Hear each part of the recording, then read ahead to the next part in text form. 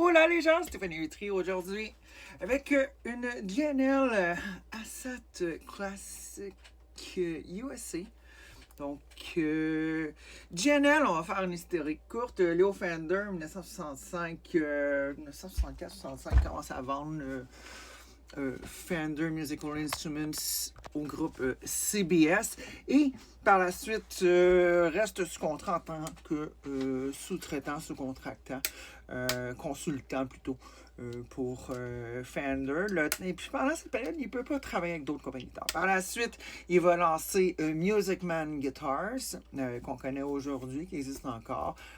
C'est que Ernie Ball avait racheté Leo Fender à l'époque. Par la suite, la dernière compagnie qu'il a partie, c'était ça. C'était GNL pour George and Leo. George Fullerton, qui était son partner d'affaires à l'époque de Fender.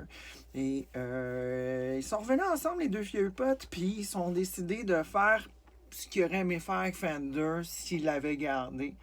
Donc, optimiser. Donc, si on regarde l'amélioration, les pontées ici individuelles, ça existait, mais il est allé avec un feel plus vintage en brass, comme il faisait originalement dans les années 50, avec le petit bourrelet ici et tout. Le pick-up s'est transformé un petit peu. Il y avait des pôles ajustables maintenant, inspirés des humbuckers. Les circuits de filtration sur certains modèles, tu prends le modèle qui est comme une Strat, qui est la Legacy. C'est un système de switching, pas de switching, mais de tone control, de filtration totalement différent. Donc, ça a été changé. Ici, ça ressemble vraiment, c'est un tone. La fréquence est particulière à comment est-ce qu'ils l'ont tuné. La construction, c'est vraiment comme du Fender. Donc, puis, il a fait ça jusqu'à sa mort en 1991, je crois.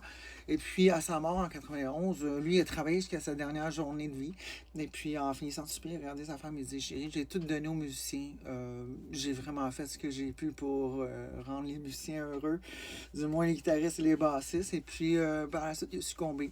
Et puis, par la suite, la compagnie a poursuivi ses opérations jusqu'en octobre 2025.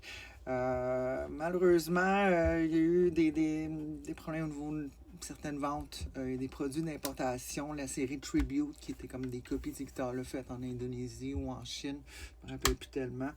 Ils ont eu des problèmes, des trucs quand même de base, des trucs de fret, des trucs comme ça.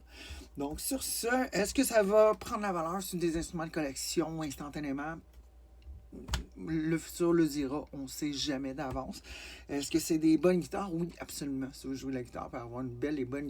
Donc voilà, et puis apporter quelques petites innovations, et comme ça je vous ai montré. Puis ici, bon, au lieu d'avoir 6 férules individuelles, des fois elles se perdent. Un bloc moulé, merci, bonsoir.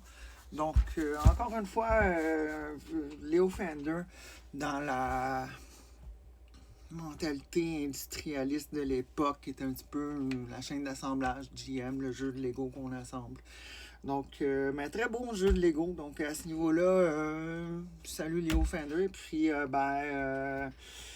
va voir le marché futur des GNL USA, que ça va avoir de l'air. Je sais que Fender ont racheté les marques de commerce et les brevets, donc ça ne saurait tarder d'ici quelques années. Donc, à suivre.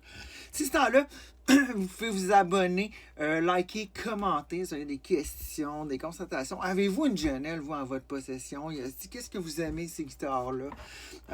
Ceux qui les ont eu puis qui les ont pu, qu'est-ce que vous avez moins aimé? Donc, dites-nous ça en commentaire. Et puis, sur ce, je vous souhaite une excellente journée.